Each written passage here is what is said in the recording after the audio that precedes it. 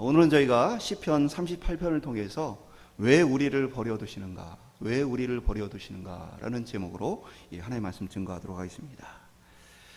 저는 목회를 하다 보면 종종 이제 우울감이나 탈진으로 인해서 좀 어려움을 호소하는 분들과 상담을 좀 하게 되어집니다. 살아가는 기쁨과 감격들을 좀 잃어버린 분들을 종종 만나게 되어져요. 근데 이러한 분들은 특별한 몇몇 사람들의 이야기만은 아닙니다. 우리 모든 사람들이 날마다 평안과 기쁨 속에 있으면 좋겠지만 사실은 때로 그러지 못할 때가 우리의 삶에도 종종 찾아옵니다. 먹어도 배부름을 느끼지 못하고 좋은 것을 가져도 큰 기쁨이 느껴지지 않고 뭔가 하고 싶은 의욕도 때로는 없을 때가 있고 심지어는 기도도 찬양도 되어지지 않은 때가 우리 삶 가운데 종종 찾아오게 되어집니다. 이럴 때 이제 하나님도 우리와 굉장히 좀 가깝게 느껴지지 않고 하나님 멀리 있는 것처럼 느껴집니다. 불러도 대답이 없는, 응답이 없는 하나님을 만날 때가 있는 것이죠. 이러한 삶은 목회자인 저의 삶에도 찾아올 때가 있습니다. 그리고 오늘 믿음의 왕이라 불려졌던 다윗에게도 이러한 시간들이 찾아왔던 모습을 오늘 본문을 통해 살펴보게 되어집니다. 그리고 사실 시편의 내용을 보면 다윗의 인생에서 이러한 시간들이 참 많았다는 것을 고백하게 되어져요. 그 역시도 참 힘들고 어렵고 하나님을 찾으나 하나님 보이지 않았던 답답한 시간들이 있었구나라는 것들을 보게 되어집니다.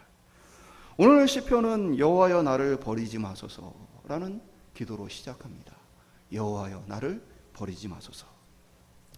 우리가 오늘 읽은 시편 38편은 초대교회에서 7개의 대표적인 참회시 가운데 하나로 여겨졌습니다. 시편 6편, 38편, 51편, 102편, 130편, 143편.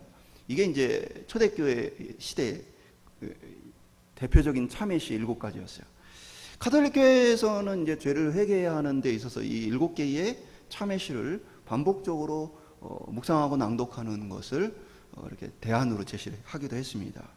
그래서 예를 들면 이제 지동설을 주장했던 갈릴레오가 유죄 판결을 받고 무기징역이 선언되었을 때 갈릴레오가 감옥에서 3년 동안 매일 반복하여 읽고 묵상한 게 바로 이 시편 7개의 참회시이기도 합니다.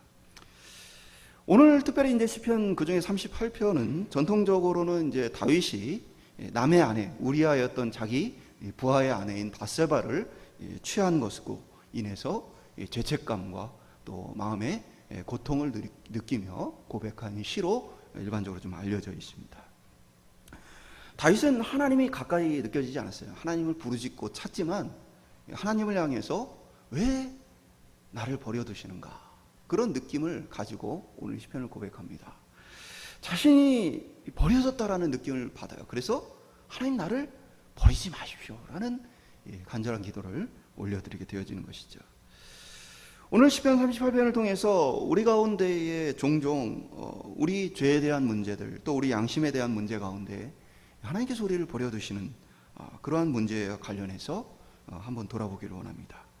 우리에게도 때로 그러한 시간들이 주어질 때 우리는 어떻게 이 시간들을 보내야 하는가 오늘 말씀을 통해서 함께 나누기를 소망합니다. 첫 번째 한번 따라해 보겠습니다. 죄인에 대해 진노하시는 하나님. 조나단 에드워드라는 위대한 신앙인이 있습니다. 그가 진노하시는 하나님 손 안에 있는 죄인들이라는 유명한 설교를 했습니다. 그 가운데 이제 신명기 32장 35절에 보면 그들이 실족할 때 그때에 내가 보복하리라. 그들의 환난 날이 가까우니 그들에게 닥칠 그 일이 속히 오리로다. 라는 이 말씀을 통해서 완악하여서 돌이키지 않는 이스라엘 백성을 통해서 하나님이 진노하신다 라는 이야기를 합니다. 그러면서 하나님께서는 돌이키지 않는 백성을 미워하시고 그들에 대해서 복수하시겠다라는 의미를 이렇게 본문을 통해 나타내 줍니다. 그러면서 죄인의 상태에 대해서 조나단 에드워드는 그들은 지금 하나님의 진노의 대상이 되어 있다 하면서 시편 73편 18절과 19절을 이렇게 기록합니다. 주께서 참으로 그들을 미끄러운 곳에 두시며 파멸에 던지시니 그들이 어찌하여 그리 갑자기 황폐하게 되었는가 놀랄 정도로 그들은 전멸하였나이다. 이 구절에 대해서 이제 조나단 에드워드가 누가 넘어뜨리거나 누가 뭐 그들을 해해서가 아니라 그들 스스로 미끄러운 가운데에 있고 때가 되어지면 갑작스럽게 그 미끄러운 곳에서 우리는 어떻게 돼요? 갑자기 넘어지게 되어지죠. 그런 것처럼 그들의 삶이 완전히 갑자기 무너지게 될 것에 대해서 경고를 해줍니다. 철저하게 갑작스럽게 생각하지 못한 때에 하나님의 심판이 임하고 그들이 파멸될 것이다. 다윗은 오늘 본문을 보면 하나님의 진노에 대해서 깨닫고 알고 있었던 사람으로 볼 수 있어요. 그래서 1절에 보면 여호와여 주의 노하심으로 나를 책망하지 마시고 주의 분노하심으로 나를 징계하지 마소서. 이렇게 고백하는데 이것은 하나님 나 벌 안 받을래요 라는 의미라기보다는 본문은 하나님 제가 감당할 수 있는 이상으로 저를 괴롭게 하지 말아주십시오. 나는 연약한 사람이니까 하나님 나를 불쌍히 여기셔서 내가 감당할 수 있을 만큼만 내게 고난과 어려움을 주십시오 라고 간구하고 있는 것입니다. 그러니까 이 진노라는 여기의 표현은 아버지와 아들에게 내리는 어떤 이제 그런 표현보다는 노와 분노로서 굉장히 강렬한 의미를 갖고 있는 단어를 오늘 본문이 사용하고 있습니다. 그러니까 다윗은 지금 자신의 인생 가운데 하나님이 얼마나 크게 진노하고 계신지 그것에 대해서 하나님의 진노가 얼마나 무서운 것인지에 대해서 알고 있는 것이죠. 그래서 내 죄악, 곧 자신의 죄로 인해서 이 고통이 찾아왔다라는 이 4절의 이 고백과 같이 이 원인이 어디에 있는지 그가 깨달아 알고 있는 모습을 보게 되어집니다. 하나님께서 우리에게 때로 진노하실 때에는 우리가 견딜 수 없는 이 고통을 때로는 경험하게 되어집니다. 물론 이제 하나님께서는 하나님의 자녀들에게 견딜 수 없는 고통을 주시진 않아요. 근데 문제는 그 고통을 당하는 우리의 입장에서는 사실 그것이 견디기 힘들 만큼 상당히 어렵다는 사실입니다. 그러니까 하나님은 우리가 어디까지 견딜 수 있는지를 아시기 때문에 하나님 편에서는 물론 이렇게 하시지만 고통을 주지만 당하는 인간의 입장에서 사실은 그것이 결코 쉽지 않다는 거예요. 저희 아들이 종종 이렇게 말을 안 듣고 뭐 그러면 이제 저희가 손을 들고 이제 벌을 세웁니다. 그럼 저희 아들이 처음에는 뭐 까짓거 손 들지 뭐 이런 태도를 보일 때가 있어요. 그러다가 조금 이제 시간이 지나면 힘이 들어지잖아요. 그러면은 힘이 들다고 얘기를 해요. 그럼 제가 얘기를 합니다. 힘이 드니까 그게 벌인 거야. 더 들고 있어. 그럼 시간이 막 더 지나잖아요. 그러면은 막 죽을 것 같아. 막 죽을 것 같아. 그러면서 막 눈물을 글썽글썽합니다. 그래도 조금 더 가서 손을 내리라라고 하고 대화를 합니다. 왜 그랬어요? 벌이란 건 내가 힘겹고 어려워야만 그게 벌이 되어지는 거예요. 적당하게 넘어가 버리면 그것은 더 이상 벌이 되어지지 않는 것입니다. 곧 하나님의 진노 역시도 당하는 인간의 편에 있어서만큼은 너무나 힘겹고 괴로울 때 비로소 그것이 벌이 되어진다는 사실이에요. 그럼 하나님은 왜 우리에게 그런 고통을 주시는가? 그것은 우리에게 죄의 위험성을 알게 하시기 위해서입니다. 우리는 이 땅을 살아가면서 하나님을 알지 못하고 하나님을 지난 시간처럼 하나님을 우습게 여기며 하나님이 없다 하는 이러한 이들이 정말 나중에 당할 그 형벌에 대해서 사실은 그 끔찍한 것들에 대해서 우리는 알지 못합니다. 그렇기 때문에 사실은 이 세상의 사람들은 하나님을 우습게 여기는 거죠. 하나님이 있냐? 한번 보여봐라. 사람들 우습게 여기는 이유는 그들이 하나님의 진노를 알지 못하기 때문이에요. 그리고 그 이후에 당할 그들의 형벌이 얼마나 큰 것인지를 전혀 알지 못하기 때문에 그렇게 하는 것입니다. 근데 이제 하나님의 자녀들에게는 그것에 대한 경고를 통해서 깨닫고 알게 하시기 위해서, 죄가 얼마나 큰 위험성을 갖고 있는지에 대해서 알게 하시기 위해서 하나님은 이러한 형벌을 자녀들에게 주신다는 사실이에요.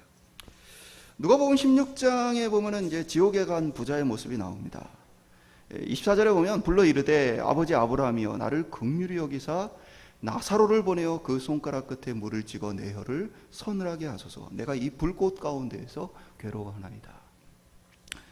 지옥에 가면 진짜 불이 있느냐? 그것은 정확하지 않다라고 봐요. 인간이 이해할 수 있는 고통의 모습을 가장 이렇게 이해할 수 있는 수준으로 표현됐다고 보여집니다. 그러니까 그 고통이 얼마나 고통스러운지 그냥 물 한 방울만 내 혀에 닿아도 좋겠다라고 여길 만큼 이 부자가 간구하는 모습을 보게 되어져요. 그러면서 이 고통이 너무 심하니까 우리 아직 죽지 않은 우리 형제들에게 죽은 나사로를 좀 살려서 보내서 그들은 이런 고통을 안 당하게 해달라라는 요청을 합니다. 그러니까 뭐라고 반응이 나와요? 아브라함이 이르되 그들에게 모세와 선지자들이 있으니 그들에게 들을지어다. 그러니까 모세와 선지자란 건 뭐예요? 구약 성경이에요. 하나님의 말씀이 이미 선포되었으니까 그 말씀을 통해 들어야지 죽은 자가 살아난다고 해서 그들이 믿지는 않을 것이다. 실제로 보면 믿음이라는 게 어떤 기적과 이적을 체험하면 믿을 것 같지만 그런 믿음은 오래가지 않습니다. 진짜 믿음이란 것은 인격적인 관계를 통해서 맺어지게 되어진 거예요. 그래서 내가 와 하고 봤던 거, 예를 들면 이런 거예요. 신문이나 뉴스에서 대단한 사람이라고 나왔던 사람들, 막 기적을 이루고 이런 사람들이 시간이 지나고 나서 뉴스에 그 사람은 사기꾼이었다, 거짓말이었다 하면 금방 사람들이 어떻게 해요? 돌아서 버려요. 그런데 내가 인격적으로 그 사람을 알아요. 오랫동안 그 사람과 함께 교제하고 그 사람이 어떤 삶을 사는지, 평소에 어떤 모습으로 사는지 내가 오랫동안 그 사람과 교제하면서 인격적으로 그를 알아요. 그러면 뉴스에 막 나와요. 그 사람은 거짓말이다, 그 사람은 사기꾼이다 나올 때예요. 아무리 그런 뉴스가 나와도 내가 인격적으로 알고 교제했던 그 사람은 그런 사람이 아니야. 지금 모함을 당하고 있어라고 확신할 수 있는 거죠. 이게 바로 인격적인 믿음과 겉으로 보여지는 믿음과의 차이예요. 그러니까 우리의 믿음은 물론 어떤 기적과 이적을 체험하는 것이 계기가 될 수는 있어요. 그러나 굳건히 선 믿음을 갖기 위해서는 하나님과의 인격적인 교제와 오랫동안 함께 사귀는 삶을 통해서 우리의 믿음이 든든해질 수 있다는 사실이에요. 그러니까 이제 죽은 자가 살아난다고 해서 믿을 수 없다, 그들이 믿을 수 있느냐? 그럴 수 없다, 소용없다. 하나님의 말씀을 통해서 하나님과 인격적인 계속된 사귐과 교제를 통해서 그렇게 해야만 믿음을 그들이 가질 수 있다. 사람들은 그런 하나님과의 관계가 없기 때문에 하나님을 우습게 여깁니다. 그리고 쉽게 죄의 유혹을 받게 되어지고 하나님을 쉽게 배신하게 되어집니다. 하나님께서는 때로 하나님을 알지 못하기 때문에 하나님께 그 하나님의 말씀으로 돌이키지 않는 자녀들을 향해서 하나님의 진노를 보여주시는 거예요. 그것은 그들에게 벌을 주시기 위함이라기보다는 그들이 하나님 없이 당할 큰 이 진노를 면하게 하시기 위해서 하나님은 그들에게 회개하게 하기 위해서 그들에게 진노하신다는 사실입니다. 오늘 다윗도 얘기를 하죠. 5절에 보면 내 상처가 썩어 악취가 나오니 내가 우매한 까닭이로소이다. 내가 지금 왜 이런 고통을 받는가? 바로 내가 지혜롭지 못하고 어리석고 우매했기 때문입니다. 한마디로 얘기해서 나의 죄 때문에 내가 이러한 고통을 당하고 있습니다 라고 고백하는 것이죠. 이것을 통해서 하나님의 자녀는 하나님의 진노의 무서움을 알게 되어집니다. 그러면서 죄가 만약에 매번 우리가 하나님 용서해 주세요 하고 쉽게 용서가 되어버리고 그 해결되어진다면 우리는 죄에 대해서 굉장히 가볍게 여기게 될 거예요. 그까짓 거 내가 나중에 기도하면 되지, 용서해달라고 하면 되지. 그러나 우리에게 임하는 하나님의 진노가 무겁고 그것이 오래가면 오래갈수록 우리 속에 뭐가 느껴져요? 하나님 진노에 대한 두려움이 생길 수 있다는 거예요. 자녀를 양육하는 것에 있어서는 따뜻한 사랑만으로 자녀가 자라지는 않습니다. 때로는 엄격한 체벌을 통해서 자녀를 함께 양육해야 하는 것입니다. 마찬가지로 하나님 우리에게 그렇게 하신다는 거예요. 오늘 저와 여러분이 하나님의 때로는 진노와 하나님의 이 경고를 통해서 하나님 앞에서 죄가 얼마나 두려운 것인지 경계할 수 있는 그러한 신앙생활을 할 수 있기를 주님의 이름으로 축원드립니다. 두 번째 한번 따라해 보겠습니다. 양심을 일깨우시는 하나님. 만약에 우리가 죄를 지을 때마다 하나님께서 우리에게 진노하신다면, 그리고 그것을 통해서 어떤 우리의 삶에 고난과 어려움이 찾아오게 된다면, 그러면 우리는 사실 하나님과의 관계가 온전하기는 어려울 것입니다. 하나님은 우리에게 폭군이 되기를 원치 않으셔요. 그러니까 예를 들면 내가 뭘 좀 하나님의 뜻에 안 맞는 것을 선택하고, 하나님을 좀 가볍게 여기고, 또 말로 실수하고, 마음으로 누군가를 미워하고, 막 그럴 때마다 하나님의 진노가 막 임한다고 생각해 보세요. 그러면 우리의 행동이 굉장히 잘 변화될 수는 있을지 모르겠어요. 그러나 우리는 항상 뭐예요? 자유함 없이 두려움과 긴장 상태에서 살게 되어질 거예요. 예를 들면 우리가 누군가를 시기해요. 누군가를 미워해요. 미워하는 마음이 드는 순간 막 몸에 막 전기가 일어나요. 그러면 정신을 바짝 차리고 내가 잘못했구나 생각은 하겠지만, 그때부터의 삶은 자유롭지 않고 뭐예요? 계속 내가 실수할까봐, 잘못할까봐 긴장된 삶을 살게 되어지죠. 하나님과의 관계가 그렇게 되는 것은 하나님 원치 않으신다는 사실이에요. 그러니까 하나님 앞에서 계속 긴장하고 막 조심하고 이렇게 되어지면 친밀한 관계가 되어지기가 어렵다는 사실입니다. 그러니까 이 두 가지가 다 필요한 거예요. 이게 자녀를 양육하는 거하고 똑같은 거예요. 자녀를 양육하는데 자녀를 너무 엄격하게만 다루면 자녀와 부모 사이의 관계가 어떻게 해요? 사실은 굉장히 멀어요. 아버지 앞에서 어머니 앞에서 실수를 안 하려고 하고 조심조심하게 되어져요. 그러면 친밀한 관계가 되기는 어렵습니다. 반대로 물론 이렇게 자녀에 대해서 그러한 것이 없으면, 징계가 없으면 너무 함부로 하게 되어지는 모습도 좀 있게 되어지죠. 이게 이제 뭐 얼마만큼이라는 기준은 다 다를 수 있어요. 중요한 것은 친밀함과 엄격함이 함께 가야 한다는 것은 분명하다는 사실이에요. 그러니까 하나님은 한편으로는 어떤 분이세요? 우리를 자유롭게 내버려 두시는 분이기도 합니다. 우리에게 그러면은 그냥 아무 관심 없이 그냥 방임하고 있느냐? 그것은 아닙니다. 하나님은 우리에게 양심을 주셔서 우리 스스로 그 양심을 통해서 스스로를 돌이키고 돌아보며 정말 그 징계가 오기 전에 그것에 대해서 돌이킬 기회가 있을 수 있도록 하셨다는 사실이에요. 그래서 디모데전서 1장 19절은 믿음과 착한 양심을 가지라. 어떤 이들은 이 양심을 버렸고 그 믿음에 관하여 파손하였느니라. 디모데 3장 9절은 깨끗한 양심에 믿음의 비밀을 가진 자라야 할지니, 교회에 이제 지도자 세울 때 깨끗한 양심의 믿음을 가진 사람을 세워라. 마태복음 5장 8절은 마음이 청결한 자는 복이 있나니 그들이 하나님을 볼 것이다. 이 구절들은 하나같이 우리의 양심에 대한 이야기를 하고 있어요. 깨끗한 마음, 선한 양심을 가져야 한다. 왜냐하면 우리의 양심은 죄로 인해서 오염될 수 있기 때문에 그래요. 그리고 이 오염이 지속되어 버리면 우리의 양심은 그 기능을 잃어버리게 되어집니다.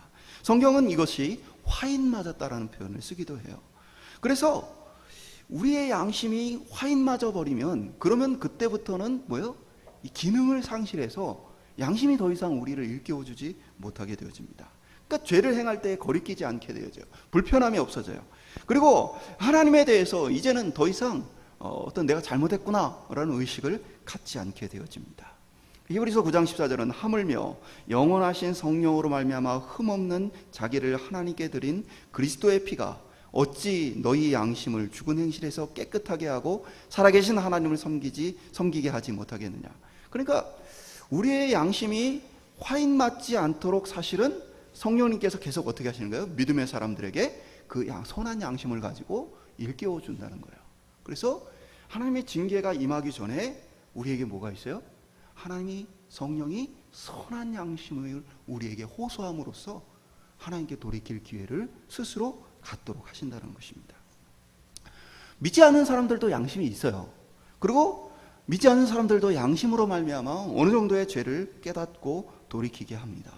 그래서 중요한 것은 믿음의 사람들에게는 성령께서 그 양심을 어떻게 해요? 도우시고 일깨워 주시고 역사해 주신다는 사실이에요. 그게 우리 믿는 사람들의 차이예요. 그리고 그것을 통해서 오염된 양심이 회복될 수 있다는 사실입니다. 저희가 이제 회개에 대해서는 이제 다음 주 이어서 살펴볼 거예요. 그래서 왜 하나님이 없느냐라고 이야기하는 것과 오늘 본문을 통해서 하나님이 없다 하는 이에 향한 어떤 불신앙에 대한 하나님의 진노를 살펴본다면 그것을 회개하는 것들 다음 주에 살펴볼 것입니다. 저는 이 양심과 관련해서는 하나님 앞에서의 감각이 바로 양심이다라고 얘기할 수 있어요. 성령께서 우리의 심령 가운데 역사하시는 통로가 바로 이 양심이다라고 할 수 있는 것이에요. 그래서 계속해서 우리의 마음에 성령께서 외치십니다. 예를 들면 이런 거요. 신혼 때 이제 누구나 다 싸우잖아요. 저희도 이렇게 말다툼을 하고 뭐 서로 감정이 안 좋아요. 그러면은 마음속에 성령께서 네가 그래도 먼저 사과를 하고 관계를 잘 풀어라. 계속해서 호소를 합니다. 그리고 제가 먼저 사과를 하고 싶지 않은데 막 이런 마음을 갖고 고집을 피우면 양심에 계속 성령의 호소함이 있어요.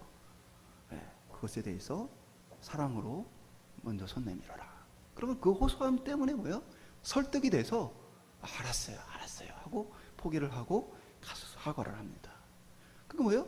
성령께서 우리의 양심에 계속해서 이 호소를 함으로써 우리의 양심을 일깨워 하나님이 기뻐하시고 원하시는 변화가 일어날 수 있도록 일하신다는 사실입니다. 근데 말씀드린 것처럼 성령의 호소함에도 불구하고 우리 인간의 완악함이란 것은 때로는 그것을 외면해 버릴 때가 있어요. 디모데후서 4장 2절과 같이 불로 인침을 받았다, 화인을 맞았다. 그래서 불로 지져서 감각이 사는 거예요. 그러니까 예를 들면 이제 우리 살에 불로 지져버리면 어떻게 해요? 고통을 느끼죠. 그러면 감각이 이렇게 느껴지지 않습니다. 그런 것처럼 불로 완전히 지져서 굳어버린 것과 같이 우리의 양심이 어떻게 해요? 성령의 역사하심과 일하심을 듣지 못하고 반응하지 못하는 상태에 이를 수 있다라는 것을 경고하고 있다는 사실이에요. 구약의 역사가 사실 그렇죠. 구약의 역사는 하나님이 자기 백성을 돌이키기 위해서 선지자도 보내고 이방의 민족들을 통해서 괴로움을 당하게 하시고 계속해서 어떻게든 그 자기 백성을 돌이키려고 그들의 양심과 그들의 삶에 계속 호소하시는 모습 보게 되어져요. 근데 그들이 계속해서 거부하고 듣지 않으니까 결국 멸망을 당하게 되어지는 모습 보게 되어지는 것이죠. 그래서 중요한 것은 무엇입니까?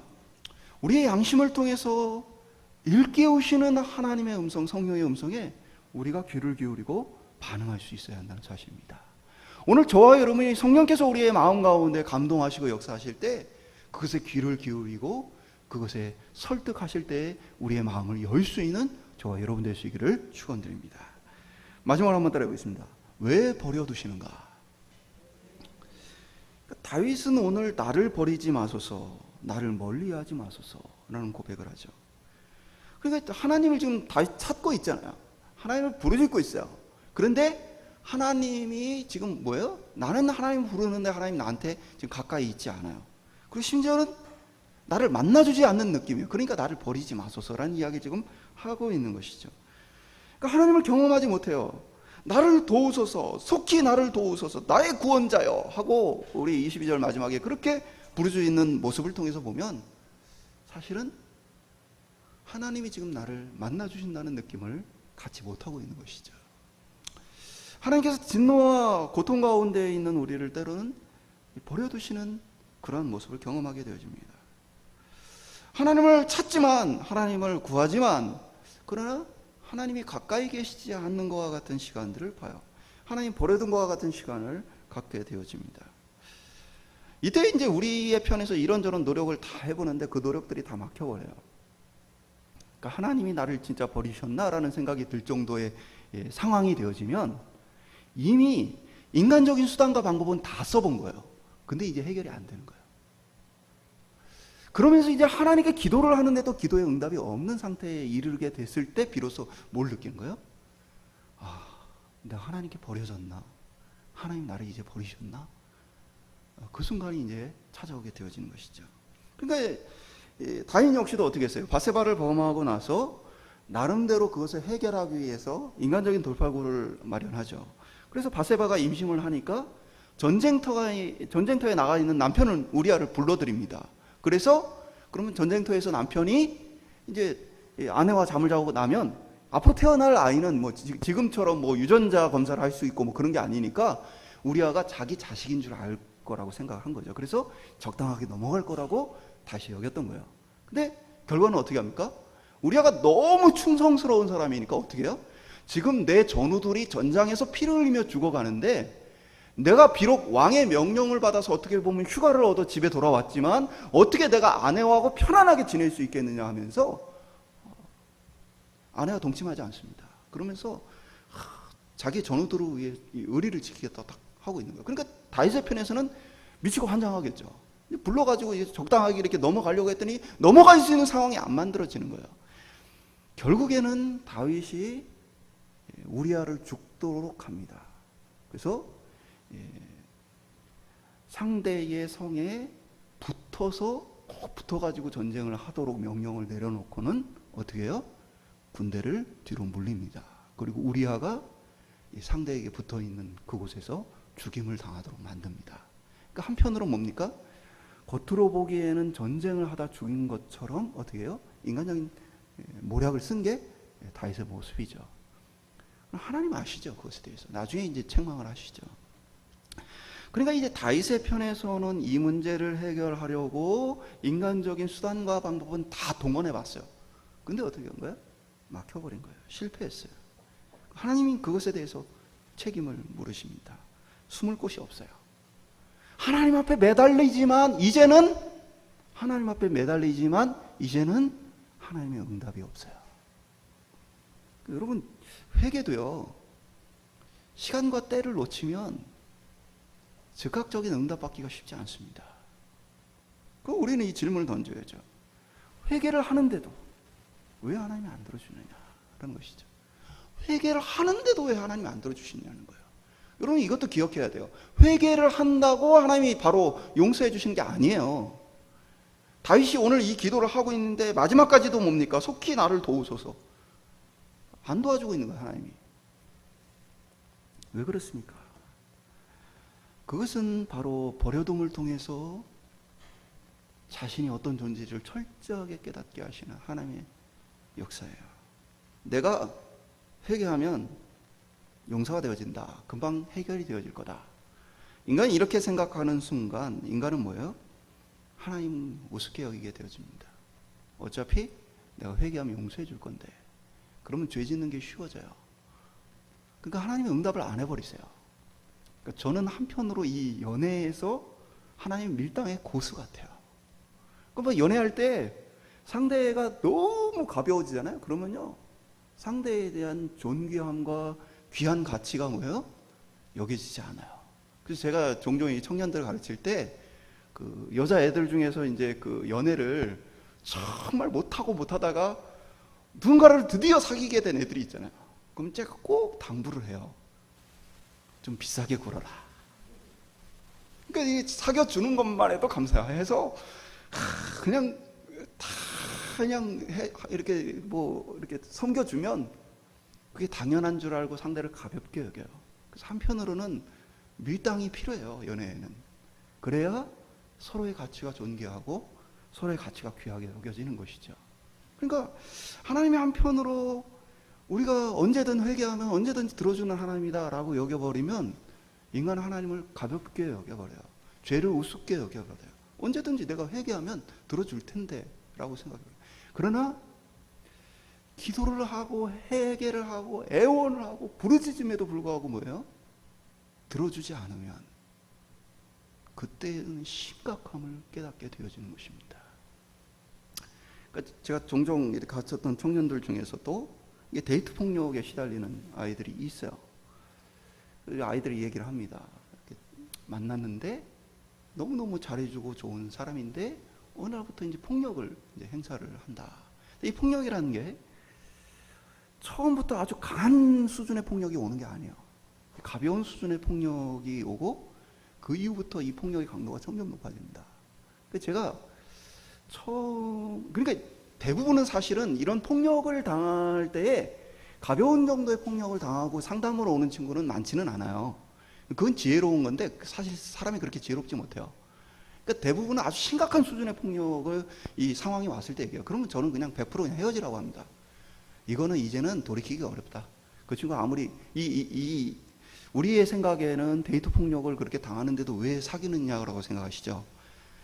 데이트 폭력을 하는 친구들은 그 이후에는요 끔찍하게 잘해줍니다. 그러니까 이제 이 여자 편에서는 이 친구가 바뀔 거라는 또 희망을 갖게 되는 거죠. 근데요, 이미 어느 정도 수준의 두세 번 반복이 된 친구는 안 고쳐집니다. 그 관계는 이미 잘못 맺어졌어요. 그거를 해결한다는 것은 쉽지 않아요. 그럼 어떻게 해요? 서로 떨어져 있는 게 필요합니다. 그러니까 예를 부부도 마찬가지예요. 부부도 같이 사는데 너무 폭력이 지속되어진다라고 여기면 좀 떨어져서 지내는 게 필요해요. 그리고 필요하면 헤어지는 것도 필요하다고 저는 생각합니다. 왜? 그거 한 번 잘못했다고 하고 몇 번 이렇게 막 며칠 잘해주는 걸로 해결 안 되어집니다. 그러니까 뭐예요? 하나님 우리 관계 마찬가지예요. 그러니까 하나님 우리가 회개하고 그냥 용서해 주세요 하고 용서를 해줘 버리면 이 인간이란 게 악하기 때문에 하나님 앞에 제대로 된 관계를 맺을 수 없어요. 하나님이 그냥 등을 확 돌려버려야 인간이 정말 매달리게 되어지고 철저하게 돌아보게 되어지고 그러한 시간 동안 자신이 진짜 이제 변화가 되어져야 하나님 앞에 은혜를 입고 새로운 관계를 맺을 수 있는 것이에요. 그러니까 사랑 관계 똑같은 것이죠. 그러니까 하나님이 홀로 버려져 있는 시간 동안 뭘 느끼게 되는가요? 아, 하나님의 은혜가 없다는 것이 이렇게 힘들구나. 하나님이 나를 용서하지 않고 나를 돌아봐 주지 않고 나와 함께 하지 않는다는 것이 이렇게 괴로운 일이구나 라는 것을 느끼게 되어지는 거예요.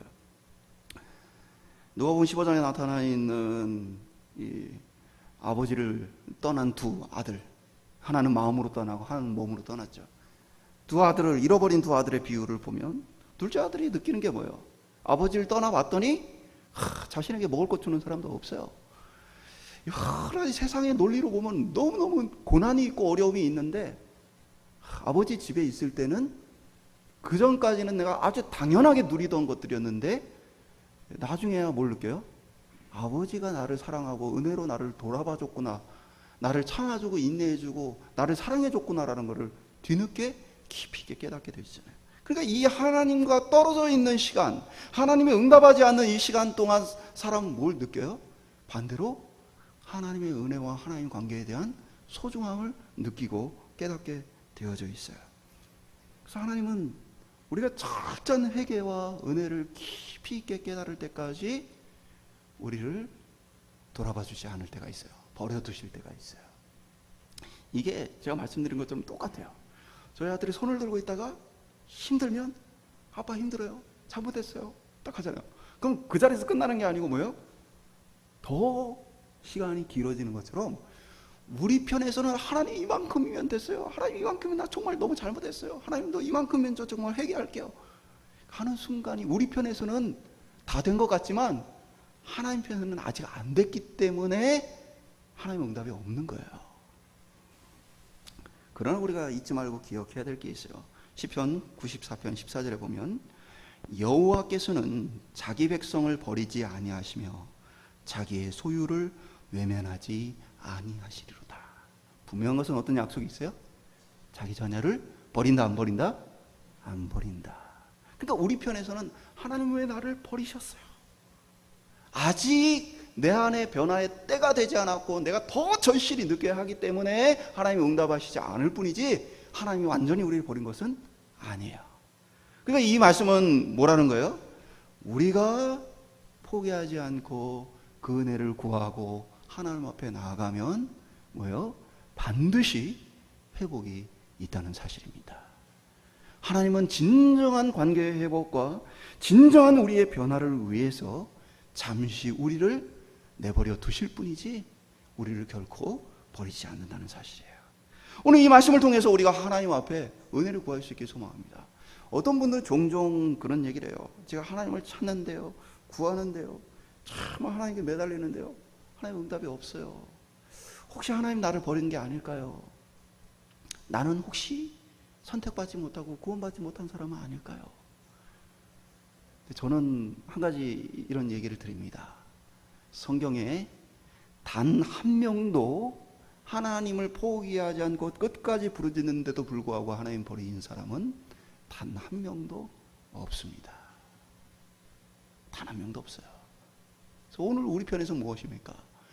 우리의 인생 가운데 하나님을 찾고 부르짖고 돌이키려 하지만 우리 삶의 변화가 없고 하나님의 응답이 없는 그 시간에도 중요한 것은 우리가 포기하지 말아야 한다는 사실입니다.